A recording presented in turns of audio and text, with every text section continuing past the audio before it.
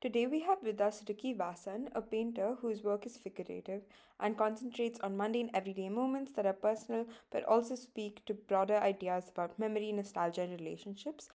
Yeah, hi, I'm Ricky Vasan. I'm a painter currently based in Providence, Rhode Island, but I'm originally from Dehradun, India. I grew up there, went to school there, and then I moved to Boston, Massachusetts for my undergrad. And then currently I'm an MFA student at the Rhode Island School of Art and Design. Yeah. Um, yeah. So, um, your work focuses on like images that are related to minutia, according to your artist statement, and also just in general, it's a lot of everyday scenes. So, what led you to that kind of imagery? Yeah, I think for me it became a natural progression of sorts to I've always been interested in the figure. That's just Mm. something that has always been the case for me. Even when I was a kid, I usually like to show or like start artist talks with showing like these drawings of superheroes and comic book pages Yeah. that I was doing as a kid. And so the figure has always been at the forefront. Um, and then when I started taking painting a lot more seriously, I knew that I wanted to work with the figure. And for a while, I was just painting models in school and then outside of school, just finding people and painting a lot of models and doing a lot of academic Yeah. sort of painting. Um, and as great as that was for like technique development and things like that, it did not feel, it felt like there was something missing. And so I resorted to, make asking my friends to sit for me or going over to their places Yeah. and asking them to sit for a lot of paintings. Hmm.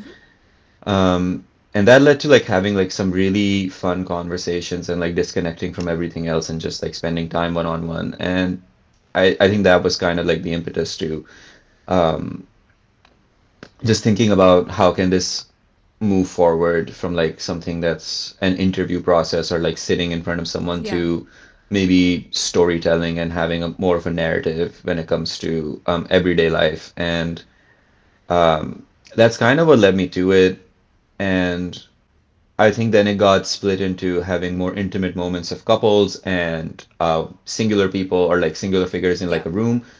Um, and also like these larger party scenes or larger gatherings, as I like to call them, of like multiple figures. And that came from a place of wanting to not only paint a lot of figures in the same space and kind of, have that formal itch scratched of, making these like large, like when you look at Renaissance paintings or paintings from a different time, and there's so many figures in them. So to kind of do that in modern day, but Yeah.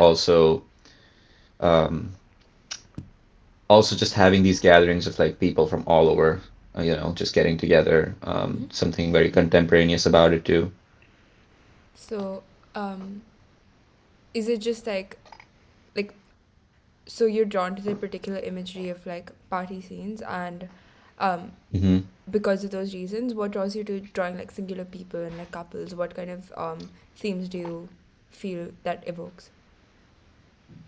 Yeah, I think both of them come from the same place. Like Yeah. as a person, I'm someone who's like I'm like always in like a state of like yearning or missing. Like for instance, even if I go to a place or like if I'm hanging out with my friends, I'm already thinking about, oh, when is this thing gonna end and when are we gonna go our separate ways? Not in like a malicious way, but in like I just want it to like last longer and longer.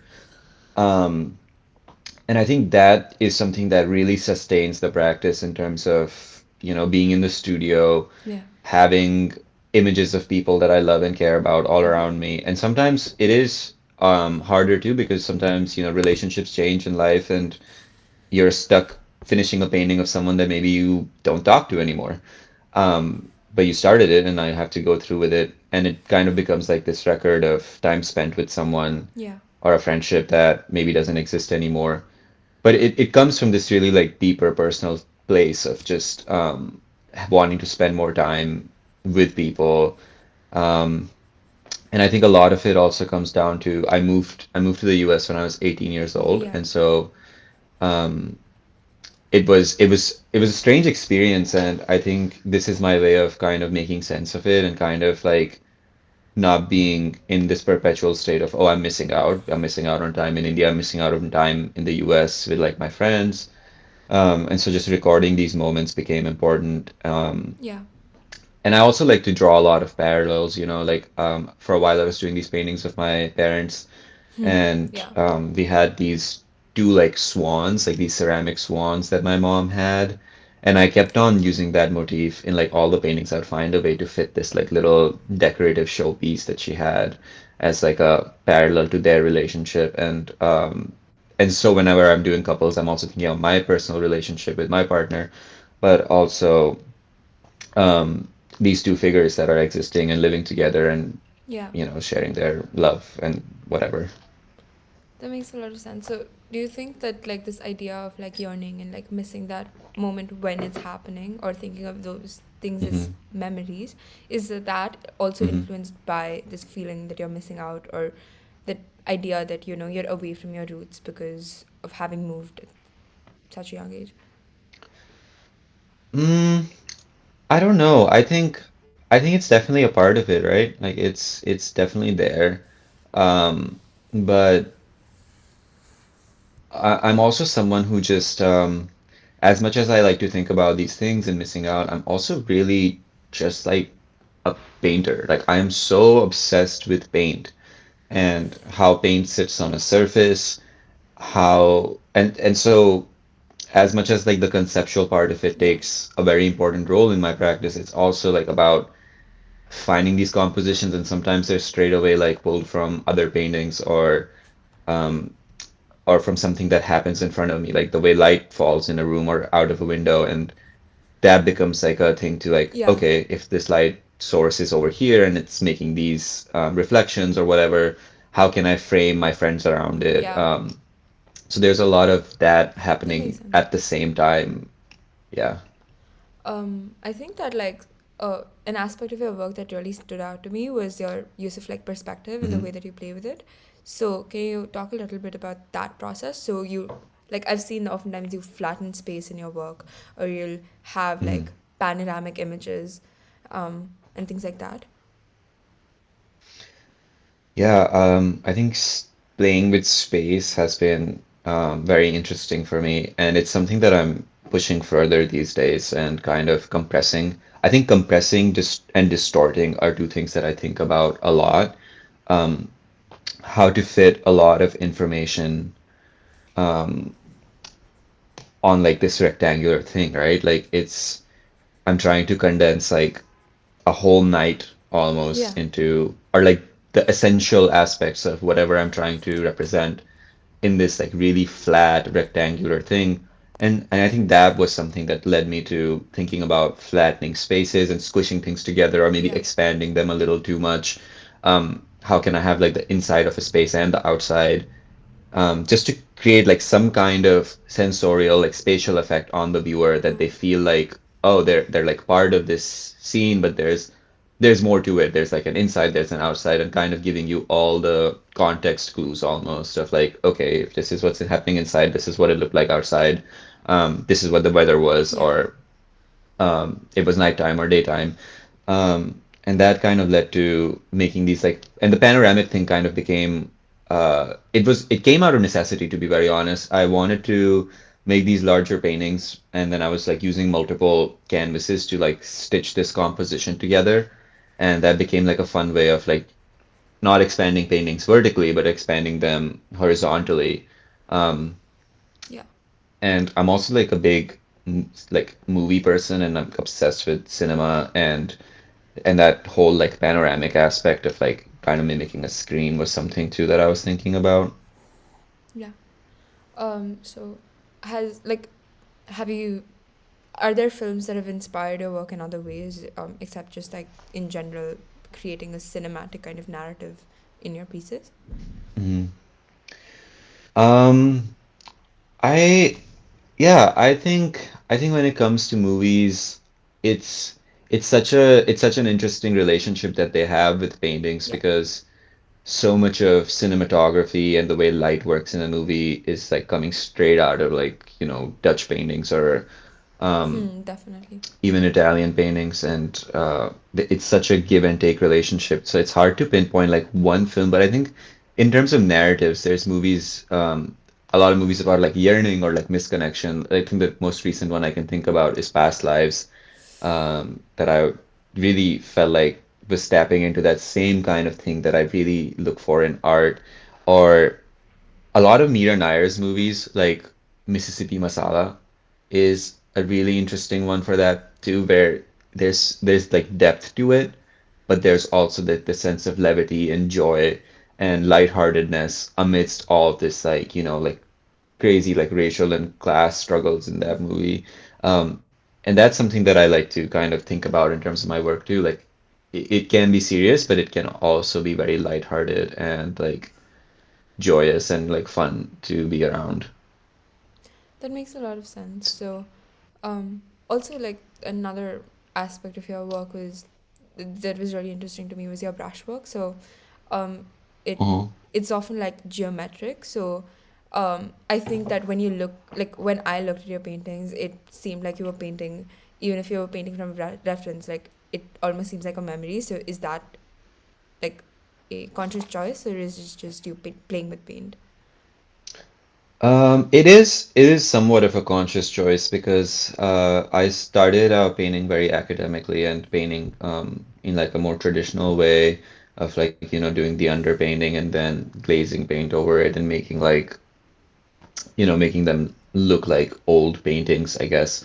And then I think a lot of my education and where I went to school in New England and the art that was around me and the people that were teaching me had a big influence on me because there's this whole school of like perceptual painting that's very popular in Boston and the New England area, and Yeah. a lot of those people were my teachers, and I think that's where some of the brushwork came in and seeped into the work, but um, I also paint pretty fast, and it just kind of became like this. It's again like going back to that thing of like what's essential to the painting, right? Like if it's important to me, if a face or a highlight like or like highlighting a moment is important to me, I think I will spend the time to like really perfect it Yeah. and paint it in a way that, draws your eye to it, but always thinking about like the bigger picture almost, like what's more important, like do I have to find the right shade of brown to like fit between these two light and dark planes, or is it more important to think about like if that thing looks like a hand or not? Does that make sense? Yeah, it kind of does. So it's just like a process of negotiating what is required in the piece and not. Hmm. Yeah, that makes a lot of sense. Yeah, Yeah. In yeah. yeah. In your you also talked about in your artist statement like how you see your works as a piece of history or as if you're preserving something. Can you talk a little bit more about what that is? Hmm. Um, More so than I think preservation. I guess I like to use the word of thinking of the paintings like a memoir of sorts, because I'm not documenting like larger than life things, or even bigger issues and things that are happening. I'm documenting something that's straight coming from like my channel, Mm-hmm. and that also reflects in the people that I paint because I have like a rule of like painting only people that I know or people that I've had at least a few conversations with or people that are super close to me. So it is being filtered through, but it is a way of like recording not only my experiences, but it ends up recording like the time that we are living in, and Yeah. they're not of the future, they're not of the past. They're stuck in whatever Yeah. time we're stuck in and whatever is happening to us or the way we're living our lives. And it's interesting to paint them here in the States, but it's also interesting to paint them back in India and um, thinking about the spaces that we inhabit and the way we inhabit them right now. And so I think it'll be interesting to see some of the work that I'm making right now, maybe like 20, 30 years later, and um, how they age is going to be interesting. That makes sense. Um, you said that you have a rule where you don't paint people that you don't know. Um, have Mhm. you, this is a weird question, but have you seen your relationships change or the way that you think about your relationships change because you are constantly involved in that kind of process? Yeah, I think um that does get interesting. I think I touched on upon it where like, sometimes friendships don't Yeah, last or things happen and it always gets interesting when you're in that space working on those paintings. Sometimes, some if someone is really important in a painting, they might end up not being that important by the end if like something has happened or if I don't want to see this face for so long. Like it changes. But other times too, there's like a certain sense of like a beauty to it in the way that there's a lot of people that repeat. yeah, There's a lot of like if you look at a lot of the paintings, you'll keep finding a few people that keep repeating. And like a friend of mine, she's in so many of them and she's never in them like she only is in one of them as like a singular painting that's yeah. only about her, but in all the other ones she's like in the background or she's on the side. And then we were thinking about like how many she's actually been in, and now it's like a running joke between us. She's like, you just like don't like get me out of it. Like you cannot keep making or keep showing these paintings that I'm just like a background character in. Um so it has evolved in that way, but it does change and it does get hard sometimes when you're Yeah. overthinking. But mostly it's like very positive. I think it surprisingly is very positive. It's very nice to um like it's especially when I'm painting my family, I think it's when I enjoy it the most and I cherish that experience because it's like Definitely.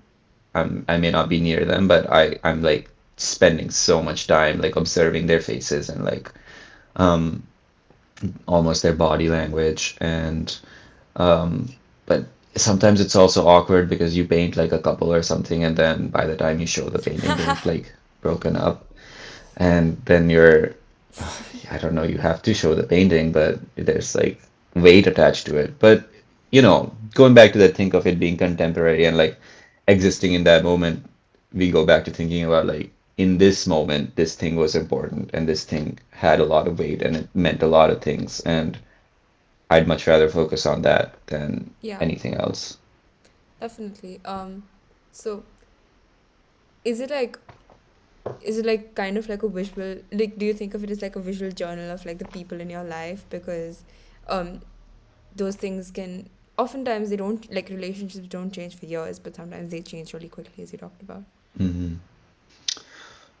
Yeah, it is. It is like a journal or a memoir of sorts, like just recording my experience Yeah. and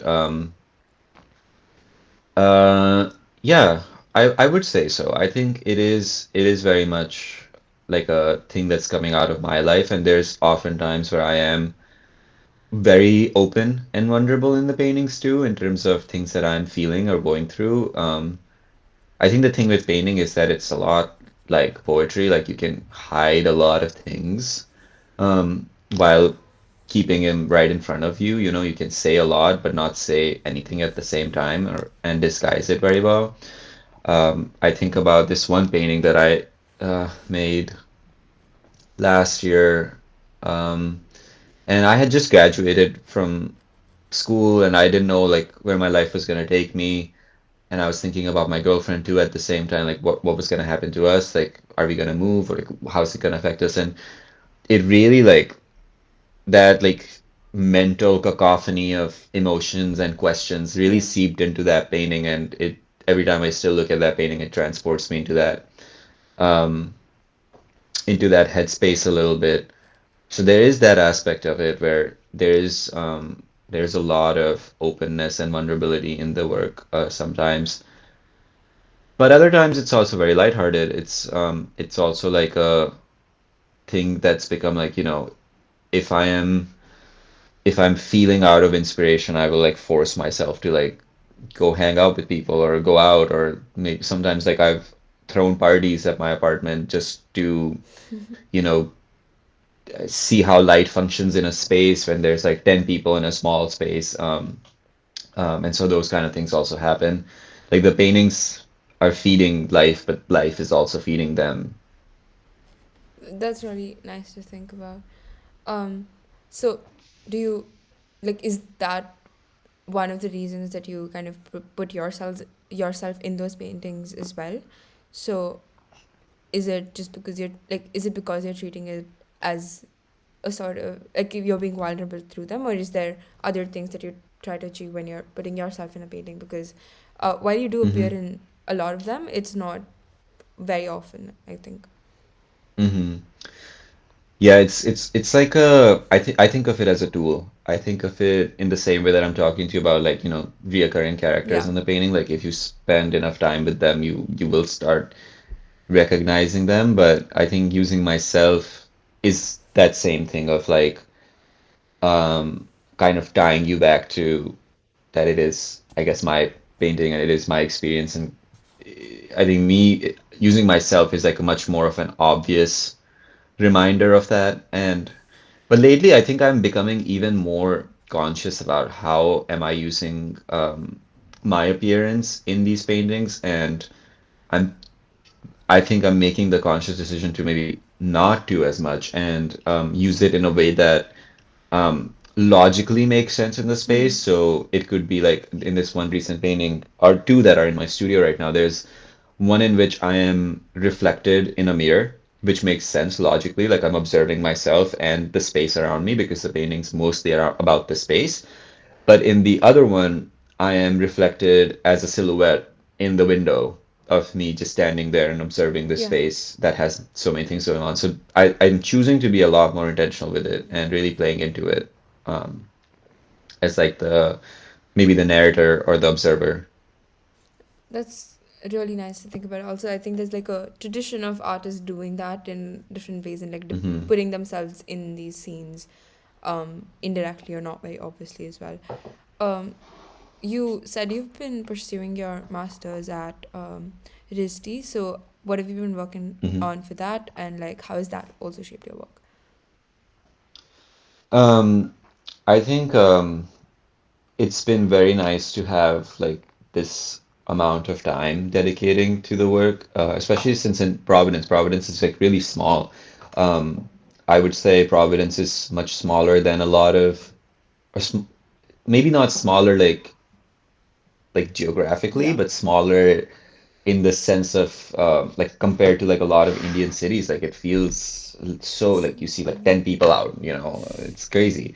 Um, so there's like a lot of time here, which when I was in Boston, I don't think I had because it is like a much more busier city still compared to like any Indian city. Boston's like calm, but it was a lot more like commuting and going from one place to, but in Providence, everything is like 10 minutes away.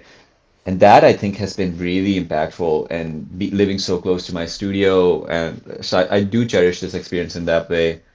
And the painting program at RISD is also, it's very tight knit. There's only 10 of us, 11 of us, including me. And everyone is like, a different kind of painter. Like there's no overlap in any of us. We're all interested in vastly different things. And that I think just makes the conversations more exciting because they see things that I don't see, and I see things in their work that they don't see. Whereas that was not my experience in my undergrad, where a lot of us that kind of formed like a group of painting in a way that was very similar to each other. Even if someone was abstract, we were painting in a very similar way.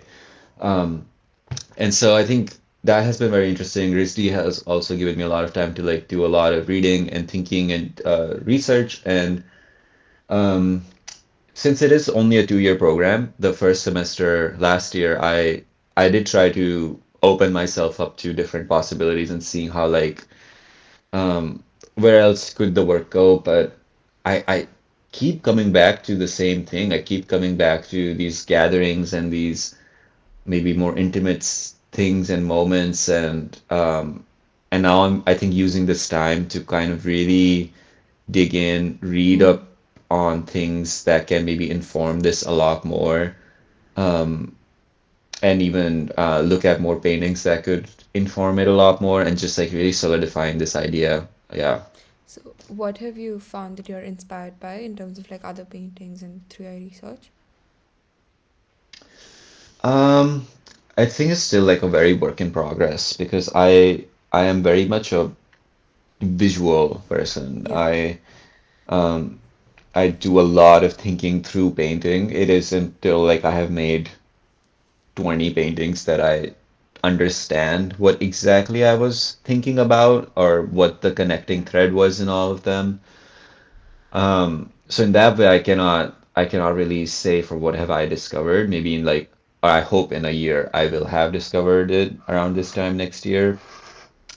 But there is interesting things to read. Like currently I'm in like an Asian American affect class, which talks about affect theory in context of Asian American experiences or Asian experiences in general, and that's been really interesting. Um, and yeah, I think things like that. I'm still not sure. It's still all a work in progress, but I am painting a lot. Yeah. That's That makes definitely sense. Yeah. there. Yeah, in terms of what have I been working on, I'm thinking a lot more about the surface of my paintings these days. Like Hmm. I'm thinking about how can I find like my own definition of having these paintings sit between some kind of an abstract space and a very figurative space. Like they're gonna be figurative, but maybe through a different approach a little bit. Um, I think being at RISD, because it's such a diverse community, I think it's the first time that living away from India that I have been close to so many South Asian people since then. And so that's been a really exciting development in moving to Providence and having access to your own culture again in a way. Um, and so, yeah, it's like a lot of new people are appearing in the painting, a lot Oh. of new spaces to explore. So it's been that, but in more or less the work has kind of remained in that same zone of thinking about gatherings and thinking about Hmm. these spaces and kind of twisting them a little bit more, really thinking about what's the new thing that can happen in them. Hmm. And it's definitely been a slow process. Yeah. Just to wrap this up, like, are there artists that you like been looking at right now in the contemporary space, even if you're not inspired by them, like just like work you think is happening that's really cool? Hmm. Yeah, there's so many that it's hard to even keep track of it sometimes. Um, Whenever I'm asked, mostly I think about like maybe my friends or something. Like I think someone in India that I really, really admire is Imtiaz Ansari, if you know of their practice. He is based I think he's based in Delhi, but he and shows with method.